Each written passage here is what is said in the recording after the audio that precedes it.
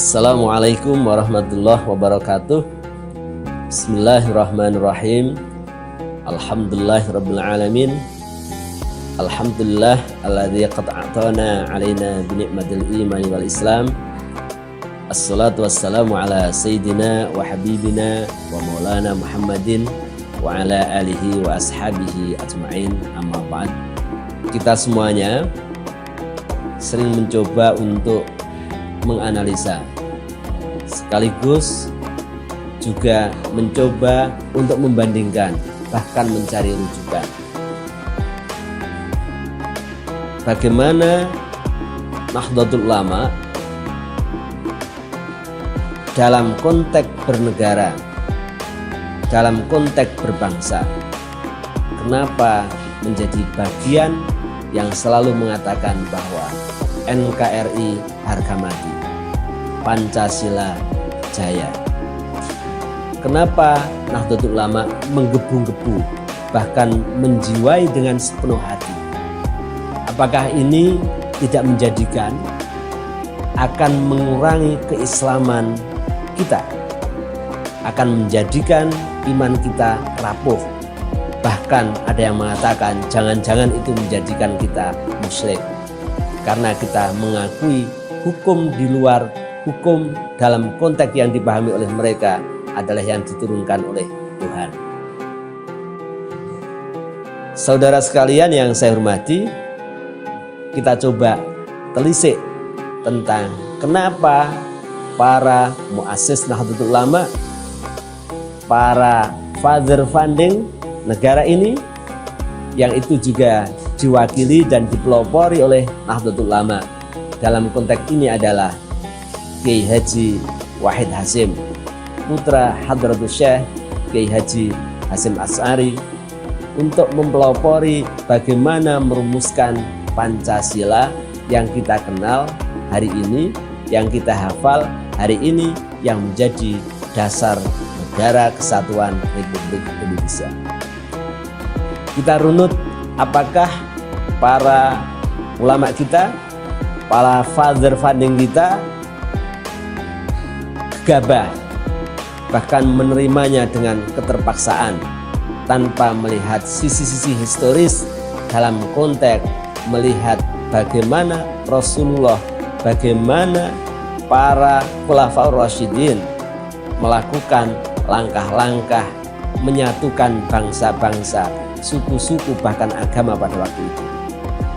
Kita mengenal yang kita kenal namanya Piagam Madinah, atau dalam konteks yang lain disebut dengan Mitsaqul Madinah, yaitu perjanjian Madinah, atau Madinah Charter, yaitu Piagam Madinah.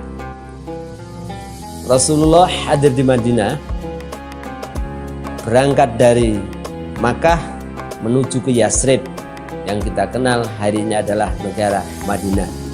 Di Madinah banyak suku.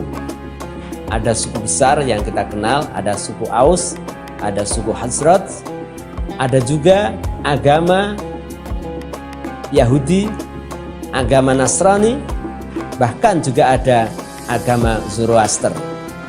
Tentunya Islam, kaum muslim yang tergabung dalam kaum muhajirin dan kaum ansor telah berpikir luar biasa dalam konteks supaya wilayah Madinah menjadi aman.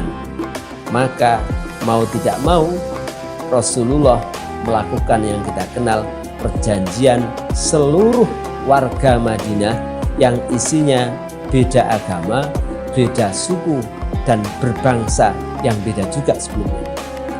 Konteks ini apa? Penting kita runut dan perlu kita sampaikan bahwa Rasulullah melakukan ini semuanya terus akan memunculkan pertanyaan, kenapa tidak menggunakan Al-Quran sebagai satu-satunya acuan?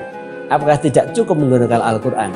Disinilah Rasulullah yang luar biasa, sehingga Rasulullah melakukan yang kita kenal namanya Piagam Madinah, yaitu unsur dari semua unsur yang ada membuat kesepakatan, kesepahaman bersama. Bahkan siapapun yang akan masuk merusak Madinah maka tanggung jawab bersama untuk mempertahankan Madinah dari rongrongan musuh dari manapun datangnya. Siapapun yang melakukan kezaliman bersama di Madinah maka akan dihukum, dan inilah yang dilakukan oleh Rasulullah. Kalau begitu, apa yang dilakukan oleh Nahdlatul Ulama, apa yang dilakukan oleh para muassis Nahdlatul Ulama, bagaimana menerima Pancasila dengan merubah kata-kata kewajiban menjalankan syariat Islam bagi para pemeluknya adalah sesuatu yang sangat tepat, di mana isi Pancasila sama dengan juga Piagam Madinah. Ada prinsip musyawarah, ada prinsip keadilan, bahkan yang terpenting adalah prinsip berketuhanan yang Maha Esa. Sehingga isi Pancasila dengan Piagam Madinah, isi Pancasila dengan apa yang tertuang dalam Al-Quran dan inti dalam ajaran Islam tidak ada yang bertentangan. Disinilah kehebatannya para ulama-ulama kita terdahulu dalam rangka menyatukan bangsa Indonesia yang terdiri dari banyak agama, terdiri dari beda-beda budaya, terdiri dari wilayah yang berbeda, yang tentunya juga beda cara berpikir, beda tujuannya, tetapi punya tujuan yang utama sama, yaitu menyatu dalam negara kesatuan Republik Indonesia. Oleh karena itu, maka sangat tepat bahwa Pancasila ada pemersatu bagi bangsa Indonesia dan tidak bertentangan dengan ajaran Islam. Sehingga disinilah konteks Nahdlatul Ulama dalam agama mengamalkan lakum dinukum waliyadin, dan ini juga sebagaimana yang dilakukan oleh Rasulullah saat menghormati orang Yahudi, Nasrani, orang Zoroaster, dan yang beda-beda suku dan agamanya, dilakukan oleh Rasulullah dengan prinsip membuat keadilan dan prinsip muadalah bagi semuanya, sama-sama warga Madinah. Inilah yang dilakukan oleh Rasulullah dalam konteks berbangsa dan bernegara, dan ini juga yang dilakukan oleh para ulama-ulama kita, para muassis Nahdlatul Ulama, supaya negara Indonesia tetap kokoh. Maka negara ini adalah menjadi Darul Ahad, yaitu negara perjanjian, yaitu perjanjian bersama-sama segenap komponen bangsa dan negara. Demikian, kurang lebihnya mohon maaf. Wallahul muwafiq ila aqwamit thoriq. Wassalamualaikum warahmatullahi wabarakatuh.